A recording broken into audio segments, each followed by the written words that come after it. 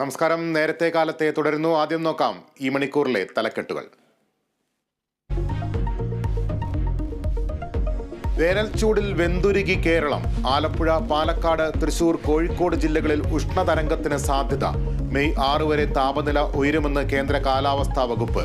ചിലയിടങ്ങളിൽ മഴ ലഭിച്ചേക്കും. മാസപ്പടിയിൽ മുഖ്യമന്ത്രിക്കും മകൾക്കുമെതിരെ കേസെടുക്കണമെന്ന ഹർജിയിൽ വിധി ഇന്ന്. തിരുവനന്തപുരം വിജിലൻസ് കോടതി വിധി മാത്യു കുഴൽനാടന്റെ ഹർജിയിൽ.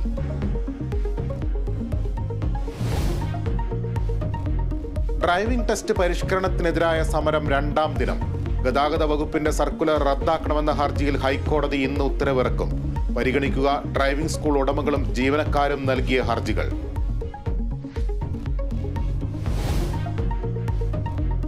ഇന്ന് ലോക മാധ്യമ സ്വാതന്ത്ര്യ ദിനം. ഈ വർഷത്തെ സന്ദേശം പാരിസ്ഥിതിക പ്രതിസന്ധികളെ അഭിമുഖീകരിക്കുന്ന പത്രപ്രവർത്തനം. മാധ്യമ പ്രവർത്തനത്തിനായി ജീവൻ ബലിയർപ്പിച്ചവർക്ക് ആദരമർപ്പിച്ച് ലോകം.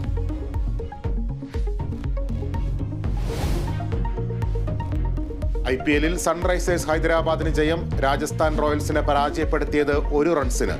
ഇന്നത്തെ മത്സരത്തിൽ മുംബൈയും കൊൽക്കത്തയും നേർക്കുനേർ.